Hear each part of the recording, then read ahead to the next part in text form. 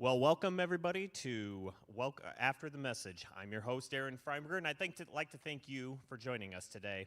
This program, we get to hear from you, so feel free to give in live questions. We'll try to answer those. And today, I have the honor of being here with Sister Rhonda and Leslie Willingham. Hi.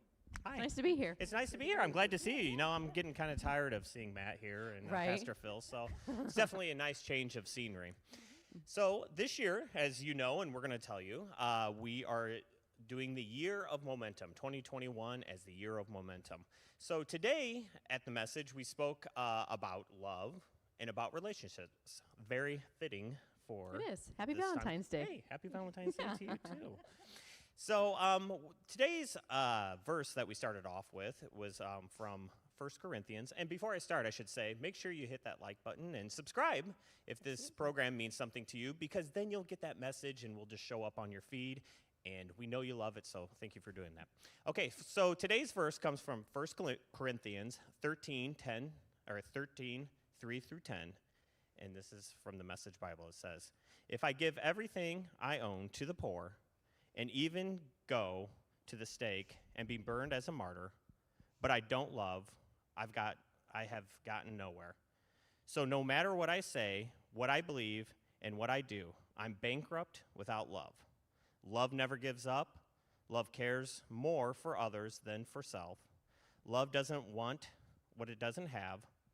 Love doesn't strut, doesn't have a swelled head, doesn't force itself on others, isn't always me first, doesn't fly off the handle, doesn't keep score of the sins of others, doesn't revel in when others grovel, takes pleasure in the flowering truth, puts up with everything, trusts God always looks for the best, never looks back, but keeps going to the end. Love never dies." That is a really hard message. Why do we do this for weddings and stuff like that? I know, because you think about all the weddings that you attend and they read that scriptures and they think it's so sweet and loving and caring. But when you get down and you really start thinking about what's written down, I mean, in relationships, a lot of times selfishness comes out. And that's right there is eliminating all selfishness that you might have in a relationship. Well, it feels like, when you get married, well, at least I'll speak for myself. you When go. I was We getting want you married, to. I don't think I heard any of these things. I just was looking at my bride. So maybe that's what the problem was. I didn't know what I was really getting myself into. Surprise. Surprise. You know what? Sometimes after the honeymoon, this is what you get right here, this verse. So, but when you look at these things, and why do you think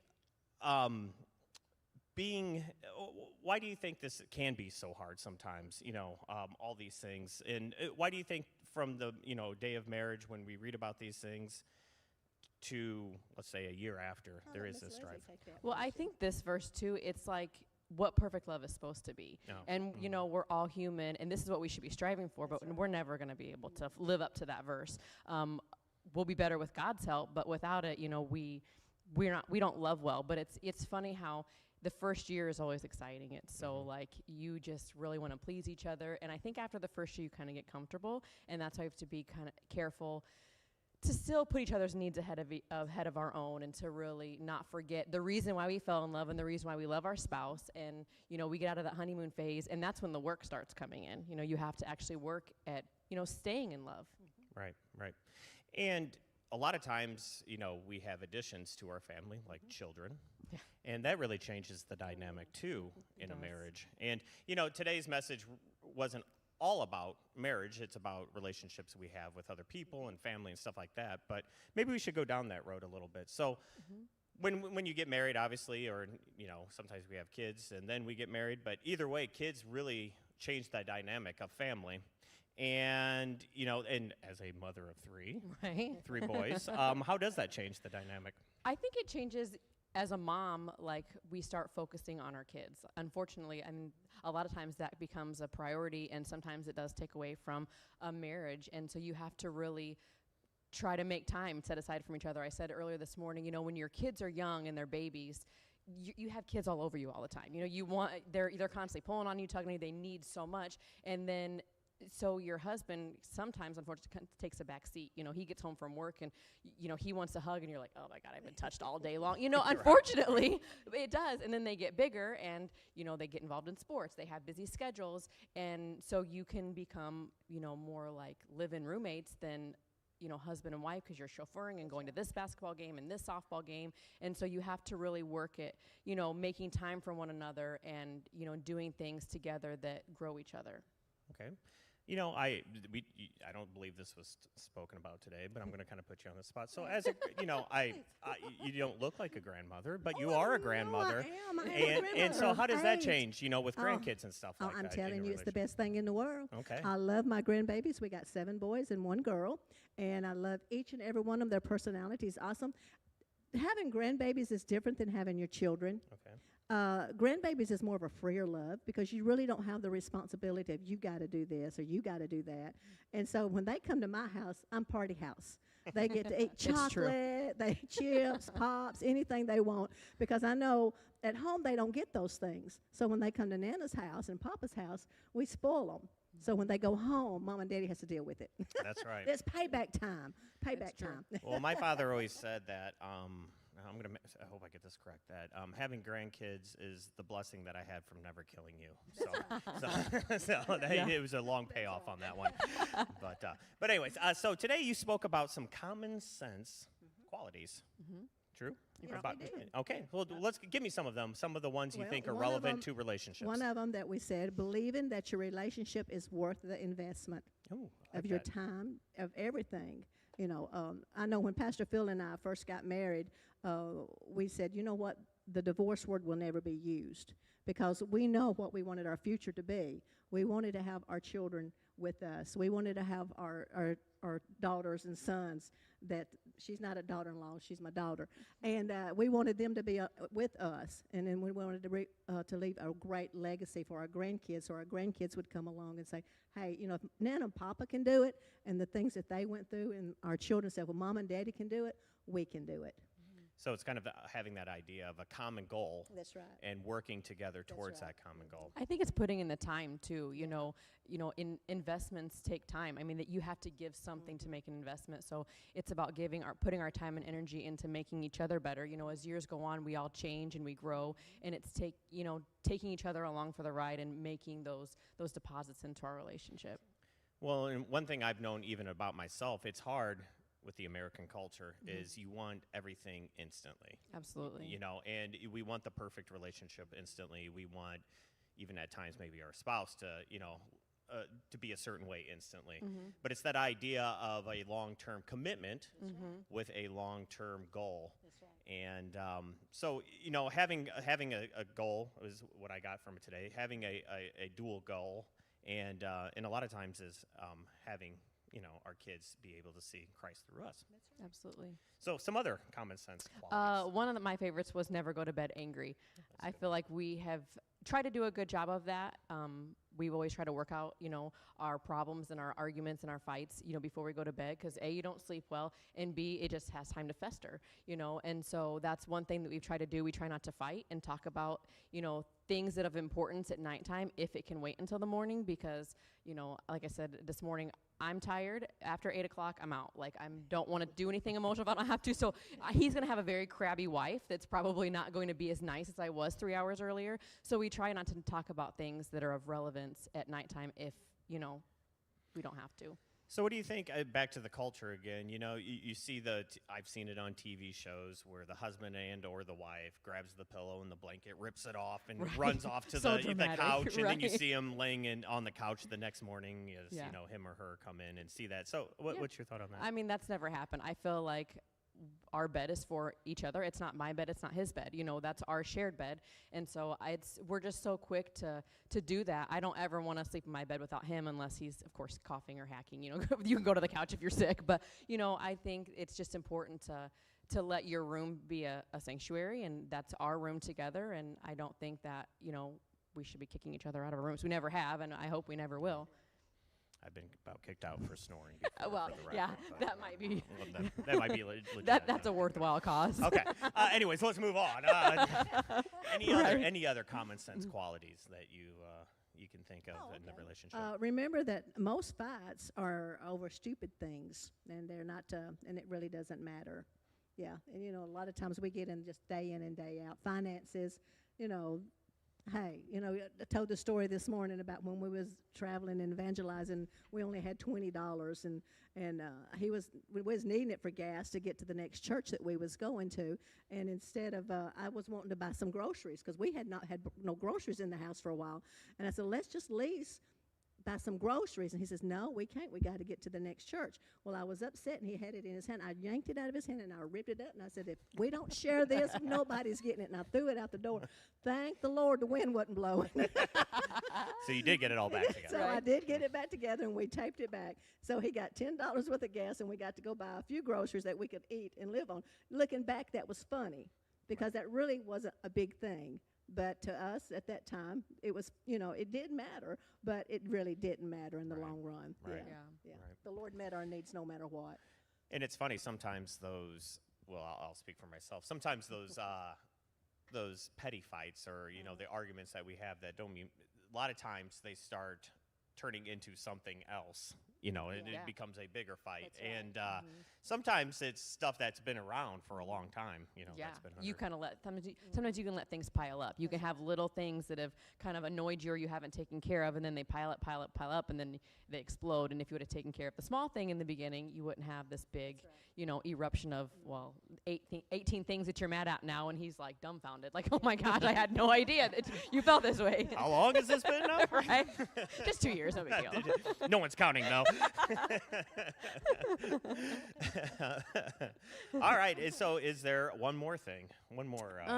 Let's see. One more? Studies show that most arguments are resolved when both people are concerned with being in a relationship rather than being right.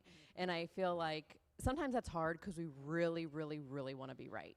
And sometimes you have to think, like, is me being right worth the damage it might cause in my relationship? Is it more important than the person that I'm fighting with? Is it more important for me to be right and to make him feel a certain way? I don't know. I guess 9 times out of 10 it's probably not necessary to just plead your case just to be right, because then it's not even really that worthwhile if you're hurting your spouse. That's right.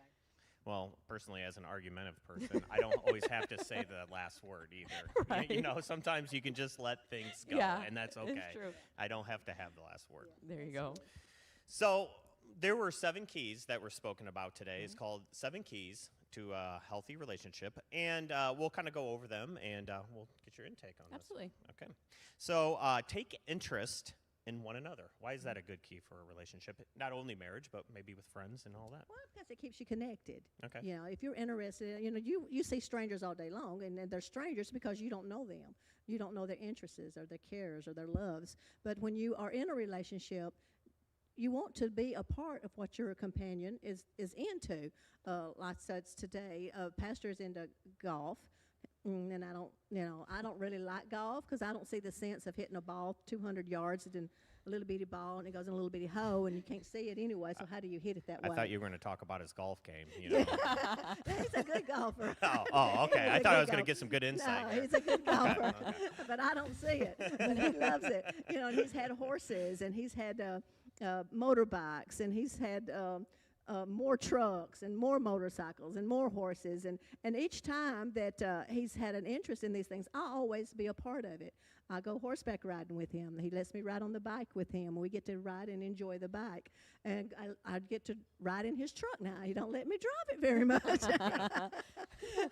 times. You don't have a good track record with vehicles, no, though. That's right. You can't blame I'm him. glad this isn't on the internet. I'm one of those good, cautious drivers that does not have wrecks. But there are little poles that keeps you from hitting other things. That's the thing I hit. I'll scrape my car down the back up into him and all that. But anyway, I try to make myself and him, and this gives us bonding time that we're together and out riding, or him riding a horse, or us in the truck, or on a golf course. Now, I will go with him on a golf course because I like walking in the woods, and to me, that's like a good hike in the woods. So we get to talking, and you get to sharing things during those precious moments. That's what I call them, when you're out doing their interest things. And a lot of times something I picked up today was, a lot of times we pick opposites do attract. Yes, they do. But then the other side of that is, sometimes we go against each other. That's and this right. is a great way Yeah. to connect maybe, having those conflicting personalities. This is a great way to share something. Sure it is. Absolutely.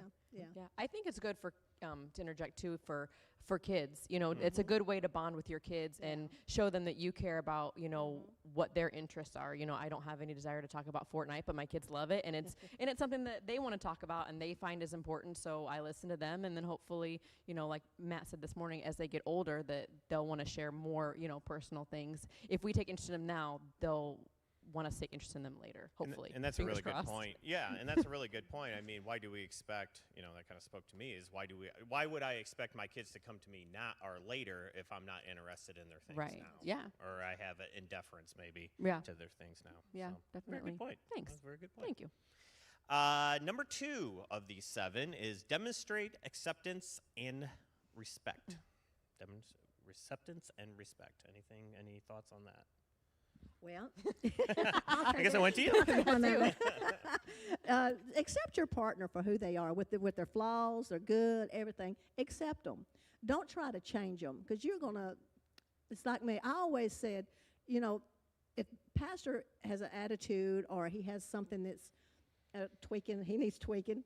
I'm not the Holy Spirit in his life, Right. and if I go to him and I just nip at him or nag at him about this, you need to quit this, you need to quit that, something like that, well, it's just going to bring friction between us. But if I go to the Lord and say, I cannot be the Holy Spirit in his life, I'm not with him 24/7. The Lord is. So I just take it to the Lord in prayer and say, now, Lord, I can't change him, but I know you hold kings' hearts in your hands, so he holds ours. So I said, Lord, you're going to have to work this out, and you're going to have to deal with this that's going on in his life. And then I don't have to fuss at him, and I don't have to nag at him, saying, you got to change this, you got to change that. I let the Lord work on that part. And I bet it's relieving too. Oh. Saying my it's gosh.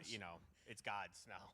It's a relief. It Right. is really a relief. Yeah, you don't have the burden of trying to change somebody, and we should not carry that burden. We should never put that burden upon ourselves, because that's not ours. And today it was said, this hits this point, is that men usually expect women Yeah. never to change. That's and right. then women expect Yeah, men that they yeah. can't change. Men Yeah. marry women thinking you'll never change. Women marry men thinking I'm going to change you. That's the true. wrong way to go into it. Yeah. And there is a good way too at times for respecting the person Sure, as respect you them, yeah. grow as a Yeah, couple together yeah, too. yeah. I mean, as a man, I probably should change some of my bad habits. And it's that idea. I respect my wife enough. I'm willing to. That's I right. know that Yeah. this bothers her, so Yeah. why would I keep doing Yeah, this? yeah. It's nothing wrong with you sitting down. Right. And I'm not telling you I don't never talk to pastor Sure. or say, hey, this needs to happen, that needs to. But I do sit down and say, all right, this is what I see, this is what I sense. But after that, I don't come back to it. I let the Lord deal with him on those issues. I think it's all about how you approach people Yeah. too. Approaching them in a respectful manner and not coming at them with daggers like, Yeah. you made me feel this way because of you, you did this. And, immediately they're going to put a wall up and he's not going to hear a thing I say. But if you come to him, hey, I feel like this. I think we need to have a conversation about this. The approach is much more, That's right. people are more open to that. They don't want to be attacked. And as husband and wife, we don't want to attack each other. Right. That's right. And to bounce off of what you're saying too is like coming in, like what we said, in a respectful way, saying, hey, this is what's been going on, I'd like to address it, instead of unloading. I've had a tendency before, it's like I'm talking about one thing, and then on top of it, Right. I'm going to bring Since this we're up talking, too. I have another Yeah, issue. I'm going to air everything out now. What's Yeah. been really bugging me is, but it's that idea of, I've come in a respectful way. I think this is an issue, and let's just talk this out. That's right. Absolutely. And you get better response. You get a better, Yes. Yeah, you Yeah. do. You get a better response. Coming in hot yeah. usually doesn't No. get a very That does happen sometimes, but If we you try go- not to let it happen. If you're much. already in here, it's Yeah. going to go up from there. Level 9, I'm going to 10, baby. That's right. All right, so number four, focus on, number 3? Yes, have a positive outlook. Have a positive outlook. Okay, take me through that. What does that mean? All right. I think this is, it talks about in the early years, that we thought we were supposed to be, the perfect mate for each other. And, there's a stigma on marriage that you have to be perfect, that it has to be a fairy tale, that there's no problems, and you fall in love, and that's how it's always going to be. And there are no flawless marriages. There's healthy marriages, but there's not any flawless marriages. And I feel like you have to really be careful when you do have problems to keep your spouse in a positive light. When you're fighting, who do you vent to? Are you going and trashing your spouse, to other people? And, you want to try to stay positive. I mean, there's obviously people that you talk to about things, but you don't want to be, you always want to keep your spouse covered, kind of. Not that you need to hide things, but not everybody needs to know all of our baggage and all the bad things that go on in our marriage. You want to have a positive outlook and, just protect your marriage and guard your husband or your spouse. Well, I tell it like this. If you go out and tell all of your business to everybody, at the end of the day, you're going to forgive your husband. Yeah, but you're they gonna remember forgive what you your said. wife. Yeah, but those people that you shared all your garbage with is going to hold on to that garbage, and every time they see your spouse, they're going to think about what you said about them. They recollect that thought. That's right. Yeah. that Mm-hmm. wisdom. So this is kind of off the cuff here, but so in let's say in a church environment, we have a tendency sometimes as Christians to make everything look rosy, and especially if you're in a leadership type of thing. So how do you combat that, too, with keeping your, every marriage, there's no marriage perfect, but keeping the respect and, keeping plus that privacy. Yeah. Well, what I do is I just try to have a good open relationship with Pastor, and he knows how I feel. And then when things are going right, I still honor him before everybody. I still call him Pastor Phil. They don't know that we've had an argument or a fight. He might know. On the way to church. Right. Well, we can drive separate now. That never happens. Now, when the kids were little, that might have been a story. But I always call him my pastor. Yes, sir. No, sir. I honor him. Yeah. And I don't want to.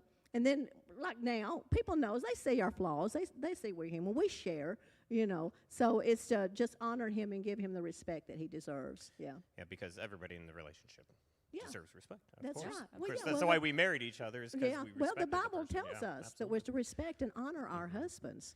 Mm-hmm. The husbands are to love us. And it tells us that love us as Christ loved the church and was willing to lay down his life. He did lay down his life for his church. So if we honor and respect our husband, I think he's willing to lay down his life for us. Yeah. Yeah. I feel like that's really a thing that's lost now Okay.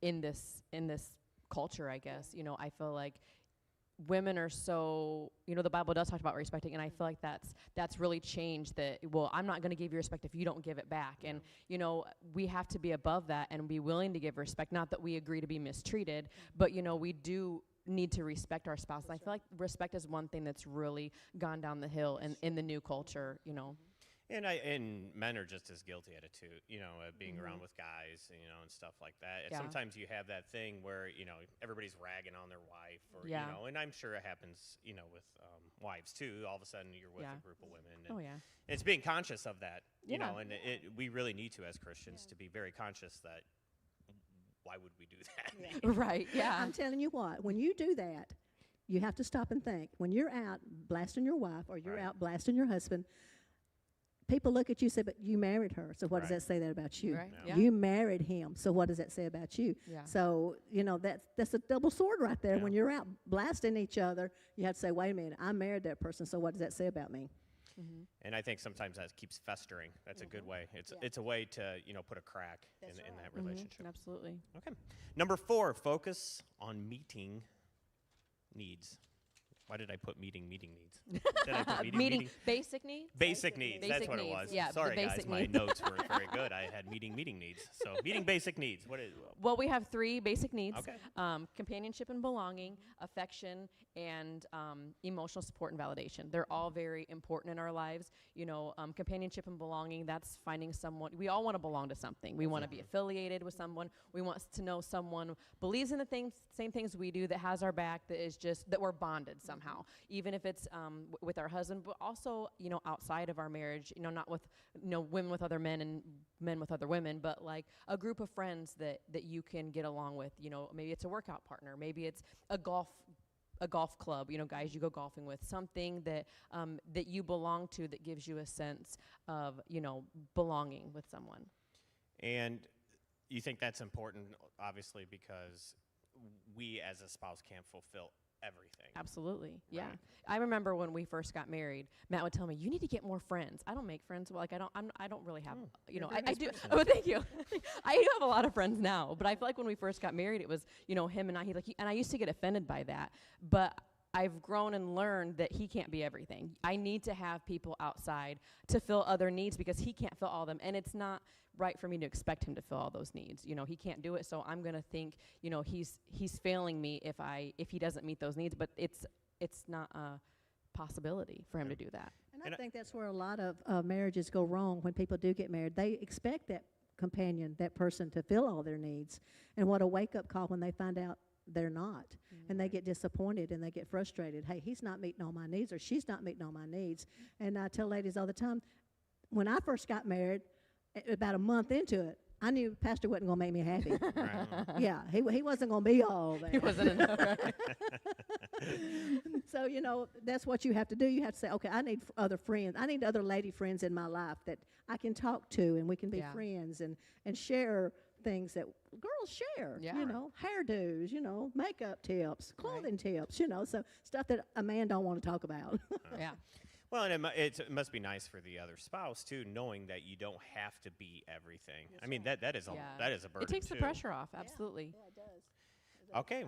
Well, number 5, it says give a lot of positive interactions. We receive 10 negative statements to every one positive one. That's right. It takes 3 positive statements to counteract 1 negative statement. Let me say that again. It takes three positive statements to counteract a negative one. So how can we be a good how can we be positive towards each other in a relationship? Well, also with that, I found out research the other day that it talks about the first 3 minutes of your morning time.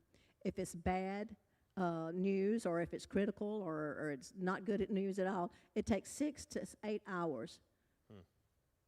It'd make you have a bad day for 6 to 8 hours. That's The first crazy. 3 minutes of your day. Yeah. So if you're married and you have children, give compliments first thing in the morning. Wake them up with kisses. Let them know you love them.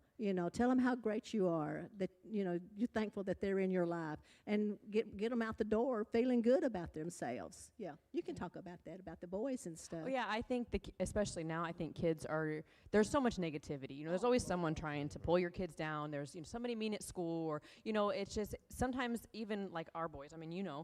they're crazy. Boys And are I feel like crazy. I'm constantly yelling, "Don't do this, don't do that, stop doing that. Please go do your chores for the 85th time I've told you." So sometimes it's really hard. I have to really focus myself. Like, okay, you've said 18 negative things. Now you really have to reel it in, and give them that positive feedback. And for some reason, negative is sometimes just easier. I don't. Well, and I think know. people like dwelling on negative, and I think it's easier to be negative. Yeah. It's always hard to be positive, It is. especially when it's a reflection of ourselves. Sometimes we're just not feeling very positive sometimes in the morning, huh? Right. So number 6, focus on solving problems. And I think it's not just a problem, it's just problems that come up in marriage. Is Yeah. that kind of the point of that? Absolutely. Yeah, Yeah. definitely. So be willing as, mutual partners, being willing to solve problems that come up. And then number 7, have a focus on the mutual benefit of a good marriage or a good relationship. What does that mean? I think, the benefit is, your marriage is for each other, but it's also to raise your children. It's also to help people in the world. It's also to go out as a team and do something positive. We're better together, so it's about, there's lots of benefits to having a healthy marriage. Okay. Those are the 7 things we heard today. They were the 7 keys to a healthy relationship. And I just kind of put my 2 cents in here at the end. When we layer what our priorities should be in life, it should be God, number 1, That's right. spouse, and then kids. Yeah. And once we understand that layer, then we can have understanding who God is and how he loves us. We can show love first to our spouse and then have the priority to our kids. So it's having that idea of who's in what layers are we in, that God getting the glory. And we have better families because of that. Absolutely. And, we could Pastor could do probably a whole sermon on people who give, all their attention to kids or all their attention to spouse and what that does to a family. Yeah, absolutely. And it interrupts that structure.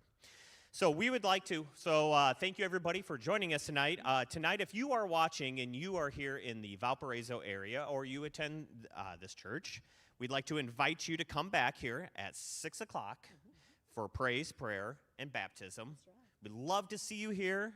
And so we'd like to thank you once again for watching. Thank you, ladies, for joining me. Thank you. This it was great. fun. Yeah, Very let's nice, not yeah. make this the last time. Okay. Let's do this again. Deal. Let's do this again. That's good. So everyone, thank you. We appreciate it. We'll talk to you soon. Thank you. Bye.